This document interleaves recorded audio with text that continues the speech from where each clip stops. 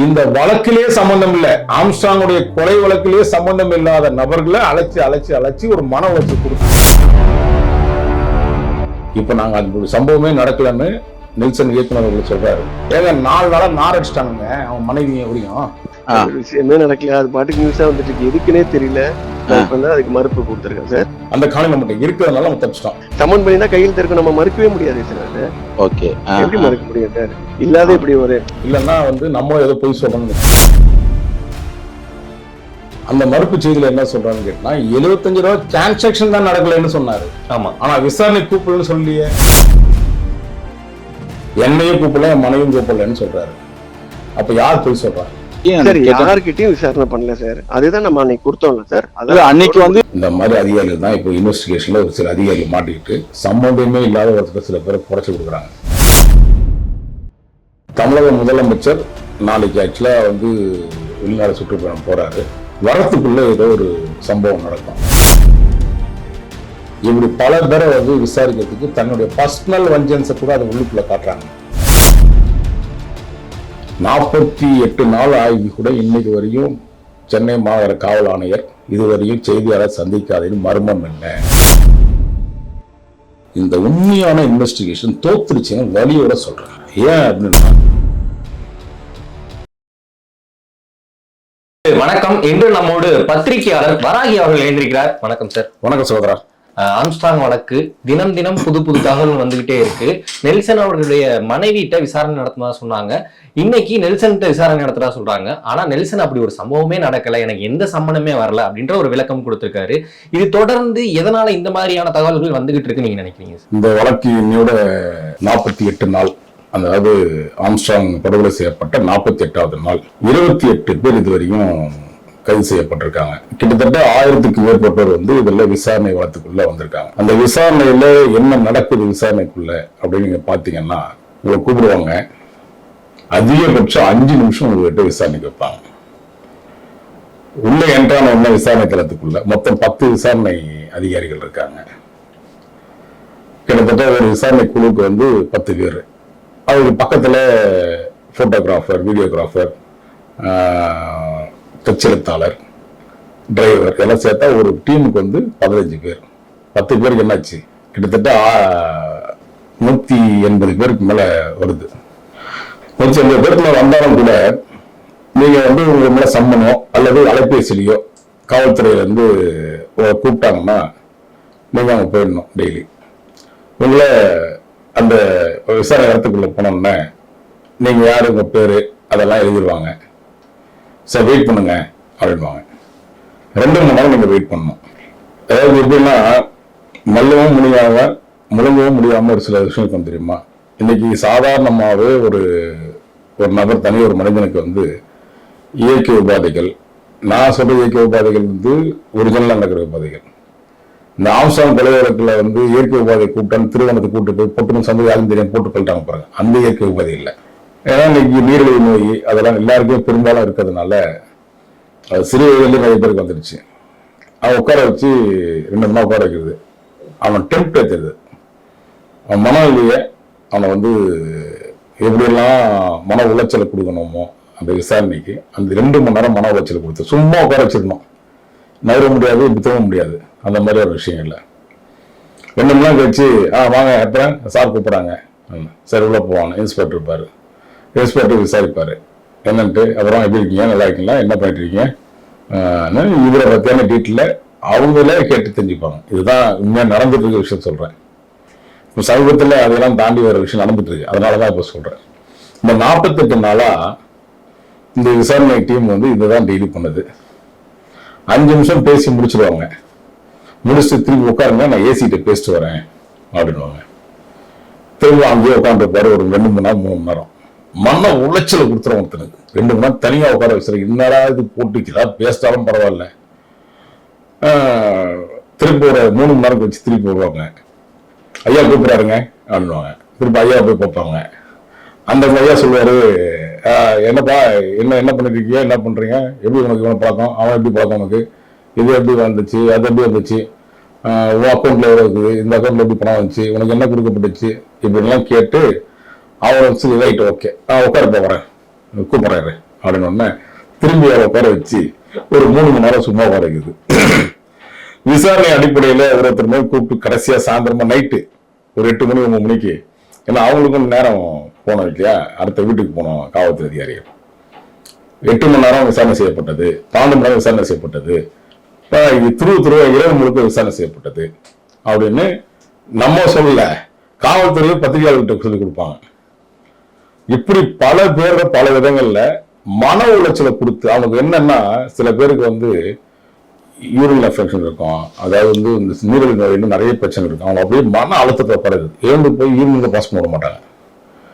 இப்படி மன உளைச்சல்ல ஒருத்தரையும் கூப்பிட்டு உட்கார வச்சு இது கிட்டத்தட்ட ஒரு 1000 பேருக்கு மட்ட நபர்கள் வச்சிருக்காங்க. சமீபத்தில் ஒருத்தர் அவர் இயல்பாகவே தூங்குற பழக்கம் உண்டு. இது எனக்கு காவல்துறை செய்தி தான் சொன்னாங்க. ஒரு வழக்கறிஞரை கூப்பிடுறாங்க, கூப்பிட்டு அப்புறம் என்ன ஏது எப்படி யாருக்கு வழக்கு நடத்துறீங்க, என்ன நடத்துறீங்க, எப்படி கேஸ் நடத்துறீங்க, யாரெல்லாம் இது பண்றீங்க, அது எப்படிலாம் என்ன எப்படி பேமெண்ட் வருது, இதெல்லாம் கேட்டுட்டு அவர் பேசிட்டே இருக்கும்போது இந்த 2 மணி நேரம் ஃபர்ஸ்ட் ஆரம்பிச்சாங்களே அந்த 2 மணி நேரம் கேள்வி வைக்கிறது, உட்கார வைக்கிறது, அப்புறம் வந்து திரும்ப அவர்கிட்ட கேள்வி கேட்குறது 5 நிமிஷம், அதுக்கப்புறம் இதான் முடிஞ்சிச்சு. கேட்டு அவர் தூங்கிட்டாரு. பேசிட்டே இருக்கும் போதே தூங்கிட்டு கொட்டா ஆரம்பிச்சிட்டாரு. சரி என்ன வரும், அவருடைய இயல்பான வாழ்க்கை வந்து அவர் ஒரு கட்டத்துக்கு அப்புறம் போர் அடிக்குது உங்களை பார்த்தாவே விசாரணை அதிகாரி. அவரும் தூங்கிட்டாரு. தூங்கி வந்து திரும்பி வந்து சார் டீ வந்தவங்க கேட்டா வெயிட் பண்ணுங்க சார், அதிகாரிட்ட கேட்டு சொல்றேன் அப்படின்றது. ஒரு மனிதனை எப்படியெல்லாம் மன உளைச்சல் கொடுக்கணுமோ அப்படி ஒரு மன உளைச்சலை இந்த விசாரணையில இந்த அதிகாரிகள் செய்யறாங்க. விசாரிச்சு என்ன பண்றாங்கன்னா, ஒரு கட்டத்துக்கு அப்புறம் ஒரு தனியார் பத்திரிகை செய்தியாளர் பத்தி நான் உங்ககிட்ட சொல்லியிருந்தேன். யாரோட தினகரன் சுரேஷ், இந்த தாமோதரன் பிரகாஷ் நக்கீரன்ல. இப்ப கிட்டத்தட்ட பாத்தீங்கன்னா அவருக்கு அந்த வலையில வந்து சிக்கிற மாதிரி ஒரு சூழ்நிலையை உருவாக்கிடுச்சு இந்த விசாரணைக்குள்ள. யாரெல்லாம் வந்து அக்யூஸ்ட் இருக்காங்களோ அந்த அக்யூஸ்டுக்கு எல்லாத்துக்குமே இவங்க ஒரு காலகட்டத்தில் அட்வைசர் வந்திருக்கிறாங்க. பெரும்பாலும் அட்வைசர்ல அதுல சில தகவலை வந்து சுரேஷ் என்ற தினகரன் சுரேஷ் மேல இன்னைக்கு பல குற்றச்சாட்டுகள்ல இருக்கக்கூடிய அக்யூஸ்ட் தரப்புன்னு சொல்லியிருக்காங்க, வழக்கின் தரப்புன்னு சொல்லியிருக்காங்க. இப்படி வந்து சுரேஷ் தான் எங்களுக்கு அட்வைசரு, அவர் போலீஸ்ல ஏதாவது விஷயம்னா அவங்க எங்களை காப்பாற்றுவாரு அப்படின்லாம் ஸ்டேட்மெண்ட்டை கொடுத்த உடனே இப்போ சென்னை மாநகர காவல் ஆணையருக்கு ஒரு நெருக்கடி. என்னடா நம்ம நண்பர் மேலேயே கடைசியா வந்து இப்படி முடியுது, ஐயோலாம் இப்படி சொல்றாங்களே, எப்படி அவங்களை கூப்பிட்டு விசாரிக்கிறது அப்படின்ற ஒரு சூழ்நிலையை அவருக்கு மன உளைச்சல் கொடுத்துட்டாரு அந்த விசாரணை அதிகாரிகள்லாம். தினகரன் சுரேஷை விசாரிக்க முடியுமா? தினகரன் சுரேஷ் யாரு? சென்னை மாநகர காவல் ஆணையருடைய நெருங்கிய நண்பர். தமிழ் அந்த அந்த ஆம்ஸ்டாங்கோட கொலை வழக்கில் நடக்கப்பட்ட எல்லா இன்வெஸ்டிகேஷன் செய்திகளும் முன்னாடியே தகவலை கொடுக்குறவரே நம்ம சென்னை மாநகர காவல்துறை ஆணையர் அருண் அவர்கள் தான். அந்த தகவல் பரிமாற்றத்தில் தான் இன்னைக்கு பெரிய விஷயங்கள் வந்திருக்குது. இதெல்லாம் தாண்டி யாரை நம்பினாரோ அருண் அவர்கள், சுரேஷ் என்கின்ற நட்பு ரீதியாக ஒரு பத்திரிகையாளர் நம்பினாரோ அவரே வந்து ஒரு லேண்ட் மேட்டரை பத்தி பல இடங்கள்ல வெளியில சொல்லிட்டாரு. யாருக்கு உண்டான லேண்ட்னா ஒரு சம்பந்தப்பட்ட அதிகாரிகளுக்கு ஒரு 100 கோடி ரூபாய் பெரும்பாலும் உள்ள ஒரு லேண்டை இதெல்லாம் சேல்ஸ்க்கு இருக்கு, இது இன்னாருடைய இடம், அது அன்னாருடைய இடம் அப்படின்னு சொல்லி வெளியில கொண்டு வந்து சென்னை புறநகர் பகுதியில் மிகப்பெரிய லேண்டு கிட்டத்தட்ட 100 கோடி. இப்போ சிக்கல்ல சிக்கி தவிக்கும் சென்னை மாநகர காவல்துறை ஆணையர் அவர்கள். அதுதான் நான் ஏற்கனவே சொன்னேன், இந்த மாதிரியான கூட்டுக்காவலைகள்ல பண்ணக்கூடாது. யார்ட்டையும் இந்த தப்புகள் பண்ணும்போது எப்பவுமே வந்து எல்லாத்துக்கும் பயப்படணும். நீங்க போடக்கூடிய அந்த பொய் வழக்கு, இந்த விஷயங்கள் இதெல்லாம் வந்து ரொம்ப நாள் நீடிக்காது. நேர்மையாக துணிச்சலாக நீங்க உயிர்நடை போட்டு இதெல்லாம் குற்றத்தின் உண்மைன்னு தெரிஞ்சு அவனை விசாரணை செஞ்சீங்கன்னா நான் உண்மையாவே செயல்படுகிறேன். இந்த பொய் வழக்குல பெரும்பாலும் நிறைய பேரை வந்து வேணுமென்னே வந்து சித்திரவதை செய்யறது. கடந்த வாரம் வயதான ஒருத்தரை கூப்பிட்டு போயிட்டு அந்த பத்திரம் சம்பந்தமா டாக்குமெண்ட் சம்பந்தமா சில விஷயங்களை அவர் கேட்டிருக்காங்க. அவர் 78 வயசாகுது அந்த பெரியவருக்கு. அந்த பெரியவர் தெளிவா சொல்லிட்டாரு, ஐயா எனக்கு பொழப்பு, நான் இறங்கிட்டையும் டபுள் டாக்குமெண்ட் தரதில்லை. இந்த இடம் ஏதோ ஒருத்தர் முக்கியமாக விஐபி இடம், இந்த இடத்த போய் என்னன்றது விற்க சொல்லி எனக்கு ஒரு நபர் சொன்னாரு. அந்த மீடியட் பார்க்க தான் வந்திருக்கானே தவிர எனக்கு இந்த சம்மந்தம் இல்லை அப்படின்னு. இப்போ 3 நாட்களா இந்த வழக்கிலே சம்பந்தம் இல்லை, ஆம்ஸ்ட்ராங்குடைய கொலை வழக்கிலே சம்பந்தம் இல்லாத நபர்களை அழைச்சி அழைச்சி அழைச்சி ஒரு மன உளைச்சல் கொடுத்து அந்த லேண்டை வெளியில சொல்லாத அளவுக்கு பார்த்துட்டு இருக்காங்க. ஆனா நான் சொல்லிடுவேன், இந்த லேண்ட் என்ன ஏதுன்றது, எந்த சர்வே நம்பரு, யாருடைய பேர்ல இருக்கு, அவருக்கு பின்புலமா யார் எந்த அதிகாரிகள் இருக்காங்க, எந்த விஐபி இருக்காங்க அப்படின்றத விரைவில் வந்து நான் புகாரை கொடுத்துட்டேன். எனக்கு முதல்ல வந்து ஃபர்ஸ்ட் புகார் கொடுத்துடணும், அதுக்கப்புறம் தான் கொண்டு போய் வெளியில கொண்டு வரணும். அப்போ யோகிய சிகாமணிகளாக இருக்கக்கூடிய சில நபர்கள் தான் இது போன்ற தவறுகளை வந்து, அதாவது சட்டத்துக்கு உட்பட்டு எந்த விஷயம் செஞ்சா தப்பு கிடையாதுங்க. சட்டவிரோதமான செயல்பாடுல பொறுக்கி புயலோ ரவுடி புயல்களோ வந்து கட்ட பஞ்சாயத்து செய்யக்கூடிய களவாணிகளை செய்யக்கூடிய வேலையை சில காவல்துறை அதிகாரிகளும் அதை உடனே செய்யும் போது தான் வருத்தமா இருக்கு, வேதனை இருக்கு. கேட்டா I am neat, I am clean, அவன் வந்து ஷார்ப்பா, நான் எந்த விதமான இதுக்கு இல்லை, ரவுடிகளுக்கு நான் சாம்ராஜ்யத்தை வந்து ரவுடி சாம்ராஜ்யத்தை ஒழிக்கக்கூடிய அந்த பிதாமகன் அப்படின்னு சொல்லி மார்த்தட்டிக்கிறது இல்லை. முக்கியம் தூய்மை இருக்கணும், உள்ளத்துல எண்ணங்கள் சுத்தமா இருக்கணும், நேர்மை இருக்கணும், அடுத்தவங்கிட்ட வந்து அடுத்தவங்க சொத்துக்களை ஆட்ட போடக்கூடாது. இந்த மாதிரி அதிகாரிகள் தான் இப்போ இன்வெஸ்டிகேஷன்ல ஒரு சில அதிகாரிகள் மாட்டிக்கிட்டு சம்பந்தமே இல்லாத ஒருத்தர் சில பேரை புடைச்சு கொடுக்குறாங்க. இதை வெட்ட வெளிச்சமாக நான் எங்க புகார் கொடுக்கணுமோ அந்த இடத்துல புகார் கொடுத்துட்டேன். தமிழக முதலமைச்சர் நாளைக்கு ஆக்சுவலா வந்து வெளிநாடு சுற்றுப்பயணம் போறாரு. வரத்துக்குள்ள ஏதோ ஒரு சம்பவம் நடக்கும். என்ன மாதிரியான சம்பவம்? ஐயோ, நான் சொல்ற சம்பவம் வந்து ஒரிஜினலா முதலமைச்சருக்கு கொண்டு போய் சேர்க்கிற சம்பவம். ஓகே, அந்த சம்பவத்துக்கு மேல் தம்பி உதயநிதி அவர்கள் வந்து கொண்டு போய் சேர்க்கறதுக்கான 2 நாட்கள்ல முடிஞ்சிடும். தம்பி உதயநிதி வந்து மிக தெளிவாக சரியான முடிவு எடுத்து வச்சிருக்காரு. இது போன்ற அதிகாரிகள் என் தந்தையார்கிட்ட வந்து தவறான ஆட்களை கொண்டு போய் சேர்த்து சேர்த்து சேர்த்து எங்களுடைய ஆட்சிக்கே கலங்கி விளைவிக்கிறாங்க அப்படின்றதுனால தம்பி விரைவிலே வந்து அப்பா ஊர்ல இருந்தாலும் அவர் ஒரு சரியான முடிவு எடுப்பார், அப்பா வரத்துக்குள்ளே நல்ல முடிவு எடுத்து வச்சிருவார் அப்படின்ற நம்பிக்கை எனக்கு இருக்கு. அப்படி ஒரு நடவடிக்கை எடுக்கப்படவில்லைனாலும் நான் தெய்வமாக வணங்கக்கூடிய நீதிபதிகள் எல்லாம் மிக சாதுரியமாக இருக்கக்கூடியவர்கள். அந்த கோயிலுக்கு நம்ம எப்படி வாரத்துக்கு ஒரு முறை கோயிலுக்கு போறோமோ, நீதிமன்றம் தான் என்னுடைய கோயில். அங்க வாழக்கூடிய சாமானியுடைய நீதி கிடைக்கக்கூடிய அந்த நீதிபதிகள் இருக்க வரையும் நம்ம யாருக்கும் பயப்பட வேண்டிய அவசியம் இல்லை. நிச்சயமா இந்த நீங்க சொல்லப்பட்ட இந்த ஒரு விஷயம் இருக்கு இல்லையா, இயக்குனர் அவருடைய மனைவி சம்மன்னு, நான் ஆரம்பத்திலேயே உங்ககிட்ட சொன்னேன், சகோதரா இந்த காவல்துறையில் இருக்கிற சில கருப்பு ஆடுகள் தான் வெளியில் செய்திகளை வந்து பரப்புது. 48 நாள் ஆகி கூட இன்னைக்கு வரையும் சென்னை மாநகர காவல் ஆணையர் இதுவரையும் செய்தியாளர் சந்திக்காத மர்மம் என்ன, வெளியில ஏன் செய்திகள் கசியுது, ஏன் ஒரு குறிப்பிட்ட நிறுவனத்துக்கு மட்டுமே ஒரு செய்திகளை பரப்பி தன்னை அது பெரிய இன்வெஸ்டிகேஷன் ஆபீசர் மாதிரி தன்னை வந்து புகழ்ச்சியா அடைய வைக்கிறதுக்காக சில பத்திரிகைகள் எழுதுறாங்க. இது எங்க போய் முடியும்னு தெரியல. அதுக்காக தான் நான் புகார் கொடுக்குறேன், புகார் காப்பி உங்ககிட்ட கொடுக்குறேன் வச்சுக்கங்க. இப்படிதான் வந்து நிர்வாகம் நடக்குது சென்னை மாநகரத்தில் ஒரு சில அதிகாரிகளுடைய தவறால. அப்போ நெல்சனுடைய மனைவியை விசாரணைக்கு 3 நாள் அழைத்ததாக சொன்னதெல்லாம் பிளாஷ் நியூஸ் போடும் போது ஏன் மறுக்குது? இப்ப நாங்க அந்த சம்பவமே நடக்கலன்னு நெல்சன் இயக்குனர் அவர்கள் சொல்றாரு. என்னையும் விசாரணை கூப்பிடல, என் மனைவியும் கூப்பிடல, அப்படியே கூட போன்ல 30 செகண்ட்ஸ் தான் பேசினாங்க. ஏங்க 4 நாளா நார் அடிச்சிட்டானுங்க அவன் மனைவி. எப்படியும் 70 லட்சம் ரூபாய் டிரான்சாக்சன் நடந்துச்சுன்னு சொன்னாங்க. மொட்டை கிருஷ்ணனுக்கு அடைக்கலம் கொடுத்தாங்கன்னு சொன்னாங்க. இது எல்லாமே நம்மளுமே நியூஸ் சேனல்ல, அதுவும் சேட்டலைட் பார்த்து தான் சொன்னோம். இப்போ அந்த நியூஸ் சேனல் ரிப்போர்ட்டர் கேட்கிறாரு, இது வந்து போலீஸ் தரப்புல இருந்து எங்களுக்கு வந்த தகவல் அப்படின்னும் போது அப்படி எதுவுமே நடக்கலன்னு நெல்சன் மறுப்பு தெரிவிக்கிறார். அந்த ஆடியோவை நான் உங்களுக்கு அனுப்புறேன், நீங்க அதை ரிலீஸ் பண்ணுங்க. ஏன்னா நெல்சன் கிட்ட வந்து பாலிமர் தொலைக்காட்சியினுடைய நிருபர் அவர்கள் வந்து பேசுறாரு. அவர் பேசும்போது அந்த ஆடியோவை ரெக்கார்ட் பண்றாரு. ஆடியோவில் மிக தெளிவாக அப்போ அவர் சொல்லுவார் ஒரு காணொலியில் அந்த நிருபர், இதை எனக்கு வந்து செய்தி சொன்னதே வந்து அசிஸ்டன்ட் கமிஷனர் தான் அப்படின்னு சொல்லியிருப்பார். அவ்வளோ தெளிவாக சொல்லக்கூடிய உண்மையா இல்லையான்றது அந்த செய்தியாளர் விசாரிச்சாதான் நமக்கும் தெரியும் என்ன விஷயம்ன்றது. அந்த காலம் நம்மகிட்ட இருக்கிறதுனால நம்ம தப்பிச்சிட்டோம். இல்லைன்னா வந்து நம்ம ஏதோ போய் சொல்றோம்னு நினைச்சுக்கிட்டு நம்ம மேலே வழக்கு போடுவாங்க. வா வழக்கே வா, வாராகி காத்திருக்கிறேன். அதுதான் நான் பல முறை சொல்லிட்டே இருக்கிறேன், வாப்பா சாமி பாத்துக்கலான்றது. போலீஸ் நம்ம அந்த சார் அப்படி ஒரு விஷயமே நடக்கல சார், விஷயமே நடக்கல. அது பாட்டுக்கு நியூஸா வந்துட்டு இருக்கு, எதுக்குன்னே தெரியல. இப்ப தான் அதுக்கு மறுப்பு கொடுத்துருக்கேன் சார். ஏன்னா நம்ம சம்மன் பண்ணிருந்தா நம்ம எப்படி சார் மறுக்க முடியும்? அத சார் எதுவுமே இல்ல சார். நீங்க வந்து கையில் சம்மன் பண்ணி தான் கையில் இருக்கும், நம்ம மறுக்கவே முடியாது சார். அதை ஓகே. எப்படி மறுக்க முடியும் சார்? இல்லாத இப்படி ஒரு அந்த மாதிரி ஒரு நியூஸ் போடுறது ரொம்ப அது இதுவாதான் இருக்கு. சரி சார், ஓகே. இந்த மேடத்துக்கிட்ட விசாரணை பண்ணாங்களா சார் அன்னைக்கு? சார் யாருக்கிட்டையும் விசாரணை பண்ணல சார். அதுதான் நம்ம அன்னைக்கு கொடுத்தோம்ல சார். அதாவது அன்னைக்கு வந்து பண பரிவர்த்தனை மட்டும் தான் பண்ணீங்க, பட் 7ஆம் தேதி விசாரணை பண்ணாங்க சார். எது பண பரிவர்த்தனையோ எதுவுமே கிடையாது சார். எதுவுமே கிடையாது. நான் சொன்னல அன்னைக்கு அந்த ஆகஸ்ட் 7th நாங்க கொடுத்த கிளாரிபிகேஷன் மாதிரி ஆகஸ்ட் 7th மட்டும் தான் அவங்க ஏதோ கால் பண்ணிருக்காங்க. அதுவும் நாட் ஈவன் 30 செகண்ட்ஸ் கூட பேசல, வச்சுட்டாங்க.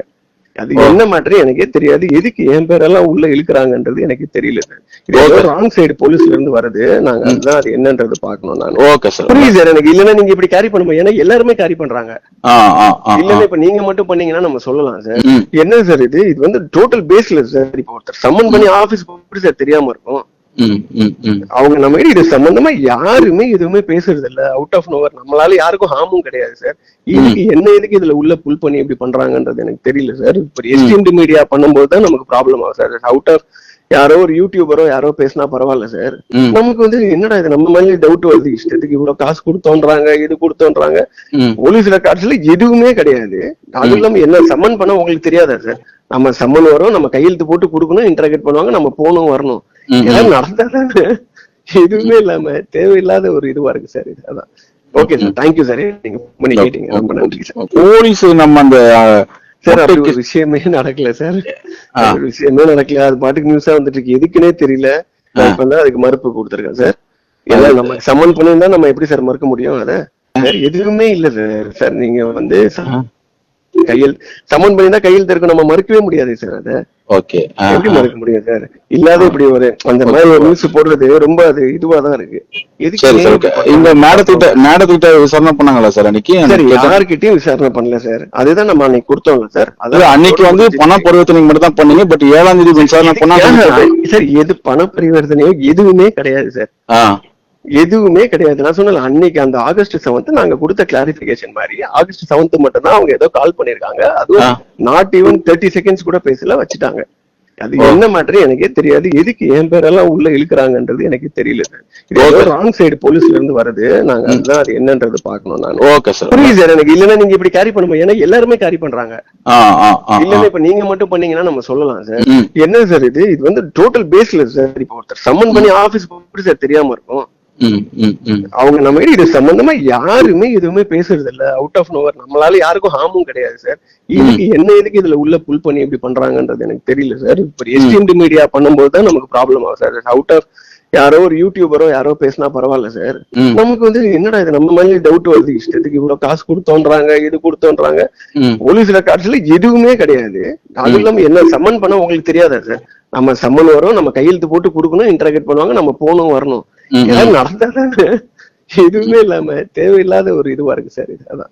Okay sir, thank you sir. நீங்க பண்ணி கேட்டீங்க, ரொம்ப நன்றி சார். இதைத்தான் நான் ஆதாரபூர்வமாக சொன்ன செய்தியில ஒரு குறிப்பிட்ட ஊடகங்களுக்கு காவல்துறை இன்னைக்கு சென்னை மாவட்ட காவல் ஆணையர் அவர்கள் வந்து டைப் போட்டு வேலை பார்த்துட்டு இருக்காரு. இந்த உண்மையான இன்வெஸ்டிகேஷன் தோத்துருச்சுன்னு வழியோட சொல்றேன். ஏன் அப்படின்னா, எதற்காக இந்த ஒடுக்கப்பட்ட சமுதாயத்திற்காக போராடிய ஒரு தலைவனை இப்படி வந்து அந்த சம்பவத்தை வந்து அந்த இன்வெஸ்டிகேஷனே வந்து தள்ளி போயிருதுக்கு இந்த திருவங்கடம் முக்கிய காரணமா இருந்தாருன்னு சொன்னோம். இப்ப தொடர்ந்து வந்து இவருடைய பர்சனல் அந்த வன்மத்துக்காக பல பேர் காவல்துறையில் இருக்கக்கூடிய முன்னாள் காவலர்களையும் கூப்பிட்டு விசாரணை செய்யறாங்க. சில இடங்கள்ல வழக்கறிஞர் விசாரிக்கிறாங்க, லேண்ட் புரோக்கர்ஸ் இருப்பாங்க இல்லையா, அவங்களை கூப்பிட்டு விசாரிக்கிறாங்க. இப்படி பல பேரை வந்து விசாரிக்கிறதுக்கு தன்னுடைய பர்சனல் வஞ்சன்ஸை கூட அதை உள்ளுக்குள்ள காட்டுறாங்க. ஸோ என்னை பொறுத்தவரையும் நெல்சனுடைய மனைவியுடைய இன்வெஸ்டிகேஷன் தப்புன்னு 4 நாளா சொல்லிட்டு இருக்கீங்கன்னா இன்னைக்கு வரையும் காவல்துறை மறுக்கவே இல்லை. ஆனா அவர் கணவர் மறுக்கிறாரு. அதுக்கான ஆடியோ இருக்குது. என்னையும் கூப்பிடல, என் மனைவியும் கூப்பிடலன்னு சொல்றாரு. அப்ப யார் போய் சொல்றா? காவல்துறை தான் வந்து செய்தியை வெளியிட்டதுன்னு அந்த நிருபர் சொல்றாரு. பாலிமர் தொலைக்காட்சி நிருபர் சொல்றாரு. எனக்கு சொன்னது அசிஸ்டன்ட் கமிஷனர் தாங்கன்றாரு. அப்போ அந்த அசிஸ்டன்ட் கமிஷனருக்கும் இவருக்கும் என்ன நடக்குது சார்? இப்ப ஜென்ரலான ஒரு கேள்வி சார். இப்ப நியூஸ் சேனல் எதுவுமே புனையா ஒரு நியூஸை போட மாட்டாங்க. அவங்க வந்து ஒரு தரப்புல இருந்து நியூஸ் வந்தா தான் அதை போடுவாங்க. இது வந்து பாலிமர்ன்ற ஒரு சேனல் மட்டும் போடல. இந்த நியூஸ் போட்டது நெல்சனோட மனைவிக்கு விசாரணை நடக்குது, நெல்சனுக்கு விசாரணை நடக்குது, எல்லா சேனலுமே ஃபிளாஷ் நியூஸ் தொடர்ந்து போட்டு வராங்க. அப்படி இருக்கும்போது அவர் மறுக்கிறாரும் போது நமக்கு சந்தேகம் வலுப்படுது. அப்படி மறுக்கிறாருன்னு இவர் சொல்றாரு. ஆனா அப்படி பாத்தீங்கன்னா ஒரு 3 நாளுக்கு முன்னாடி அவருடைய வழக்கறிஞர் வந்து ஒரு மறுப்பு செய்தி வெளியிடுறாரு. அந்த மறுப்பு செய்தியில என்ன சொல்றாருன்னு கேட்டா 75 ரூபாய் டிரான்சாக்சன் தான் நடக்கலன்னு சொன்னாரு. ஆமா. ஆனா விசாரணை கூப்பிடுன்னு சொல்லியே, அதை மறுக்கலையே. அதை மறுக்கல இல்லையா? அப்போ உள்ளது தகவல் சொல்றது யாரு? இப்ப அசிஸ்டன்ட் கமிஷனர் மாதிரி, நம்ம கமிஷனர் மாதிரி, இன்ஸ்பெக்டர் மாதிரி ஏதோ தகவலை கொடுத்துதான் இருக்கிறாங்க காவல்துறைகளுக்கு. அந்த நெருக்கத்துல கண்டிப்பா செய்தி வெளியே வந்துதான் இருக்குது. அப்போ யாரும் மறுக்க விரும்பல. இப்படி ஒரு சம்பவம் நடந்தா காவல்துறை மறுத்துக்கணும். அதான உண்மை. கரெக்ட். அப்ப காவல்துறை தகவலை ஏன் இது வரையும் வந்து 48 நாளா தகவலை வெளியில சொல்லாம இருக்குது? என்ன இதுல இன்வெஸ்டிகேஷன் பாதிச்சிருமா? நீங்க தான் பிக்ஸ் பண்ணிட்டீங்களங்க இவெல்லாம் இருக்கான்றது. ஏற்கனவே 8 பேர் நான் செஞ்ச சம்பவம் நாங்க தானே செஞ்சோம்னு சொல்லி உள்ள வந்துட்டான். இப்போ சம்பவம் செந்தில் வரையும் போயிட்டீங்க. 48 ஒரு குரூப்புக்கு வச்சு வச்சுக்கீங்க. இப்போ சம்பவம் செந்தில் எங்க இருக்கான்னு உனக்கும் தெரியாது, மொட்டை கிருஷ்ணன் எங்க இருக்கான்னு தெரியாது. இப்போ மொட்டை தலைக்கும் முழங்காலுக்கும் முடிச்சு போறதுக்கு என்ன காரணம்? இப்ப நேற்று கூட சம்பவம் செந்திலோட பழைய போட்டோ புதுசா 2 போட்டோக்கள் ரிலீஸ் ஆயிருக்கு. காவல்துறை தரப்புல இருந்தா அதை மாஃபிங் பண்ணிட்டாங்களா? இல்ல சார், ஒரிஜினல் அவங்க முன்னாள் மனைவி கொடுத்ததா சொல்றாங்க. முன்னாள் மனைவி விசாரணை பண்ணிருக்காங்க. அதுல 2020 வரைக்கும் அவர் என்கிட்ட பேசிட்டு தான் இருந்தாரு அப்படின்ற மாதிரி தகவல் சொல்லியிருக்காங்க. அதே மாதிரி அப்பு அப்படின்னு சொல்லிட்டு ஒருத்தர் வந்து வெடிகுண்டு சப்ளை பண்ணாரு. இப்ப அவரை அடிஷனலா இதுல ஆட் பண்ணிருக்காங்க. செத்து போன அண்ணா நகர் அப்புவா? செத்து போனார் அண்ணா நகர் அப்பு இல்ல சார், ஆவடியே ஒரு பாத்துருவேன் சார். பரவாயில்ல சொல்ல ஒன்றும் பிரச்சனை இல்லை. என்னன்னா இப்படிதாங்க பல பேர் நான் சொன்னேன்ல கொஞ்ச நேரத்துக்கு முன்னாடி லேண்ட் மார்க் பார்க்க போனாங்கலாம் பிடிச்சிட்டு வந்துடுறாங்க. நீங்க எங்க போகுது இந்த இன்வெஸ்டிகேஷன் தயவு செய்து கூர்ந்து கவனிச்சு பாருங்க. இந்த இன்வெஸ்டிகேஷன் ரொம்ப ரொம்ப தவறுதலா போயிட்டே இருக்குது. இது எங்க போய் நிக்கணும்னு தெரியல. தன்னுடைய பர்சனல் அந்த வன்மத்தை எல்லாம் வெளியில காட்ட ஆரம்பிச்சிட்டாங்க. மாண்புமிகு தமிழக முதலமைச்சர் மிக தெளிவாக தெரிஞ்சுக்க வேண்டிய விஷயம் என்னன்னு கேட்டீங்கன்னா, உண்மையாவே இந்த இன்வெஸ்டிகேஷன் தப்பா போகுது, நீங்க சிபிஐ விசாரணைச்சு உங்க ஆட்சிக்கு களங்கள் வைக்காம பாத்துக்குங்கன்னு என்னோட அன்பு வேண்டுகோளை நான் சொல்றேன். எப்படினாலும் நீதிமன்றத்துல அந்த வழக்கு வரப்போகுது. கண்டிப்பா அன்னைக்கு வந்து இந்த அரசாங்கத்தை காவல்துறையை வந்து குறிப்பாக ஒரு சில அதிகாரிகளுடைய தவறுகளை நிச்சயமாக நீதித்துறை விமர்சனம் செய்யும். இந்த இன்வெஸ்டிகேஷன் எங்கடா போயிட்டு இருக்குன்றது அந்த அளவுக்கு பேரை கெடுத்துக்காதீங்க. நீங்க நம்பி இருக்கிற சில காவல்துறை அதிகாரிகள் தவறுதலான ஒரு விஷயத்தை நோக்கி இந்த இன்வெஸ்டிகேஷனை கொண்டு போறாங்க. நிறைய பேரை திசை திருப்புறாங்க. இது வந்து விபரீதம் வந்து அவர்களுக்கு அல்ல. அவர்களுக்கு ஏதோ ஒரு விதத்துல யார் ஆட்சி வந்தாலும் எங்கேயாவது விமர்சனம் தேடி எங்கேயாவது சொந்தக்காரன் ஜாதிக்காரன் அப்படியே பிடிச்சி கிடிச்சா எங்கேயாவது வந்துடுவாங்க. நீங்க அப்படி இருக்காது. மக்கள்கிட்ட போட்டு கேட்கணும். 10 வருஷத்துக்கு ஒரு முறை நீங்க வந்து கஷ்டப்பட்டு வந்திருக்கீங்க. இந்த 5 வருஷமே உங்களால் 3 வருஷம் தாக்கு பிடிக்க முடியல. 2 வருஷம் இருக்குது, 1.5 வருஷம் தான் இருக்குது. அந்த அதிகாரிகள்லாம் அவங்களை விட்டு போயிடுவான். நீங்க யாரை நம்புறீங்களோ உங்களை கொண்டு போய் நட்டாத்துல விட்டுருவான். அது தேவையா? தயவு செய்து மாண்புமிகு தமிழக முதலமைச்சர் ஐயா ஸ்டாலின் அவர்கள் இந்த ஆம்ஸ்ட்ராங் கொலை வழக்கில் நடந்த சம்பவங்களை உண்மை நிலவரங்களை வெளியில கொண்டு வரதுக்கான வாய்ப்பு இந்த ஒரு சில அதிகாரிகள் முடியாது, சென்ட்ரல் இன்வெஸ்டிகேஷன் தான் முடியும்ன்றதை நான் தொடர்ந்து வலியுறுத்திட்டு வரேன். இதை பார்க்காது திருந்து வரா அந்த கம்மத்தப்பட்ட அதிகாரி. ஓகே சார், எங்களுக்காக நிறைய தகவல்கள் ஷேர் பண்ணீங்க. மிக்க நன்றி சார். நன்றி சகோதரர். வணக்கம்.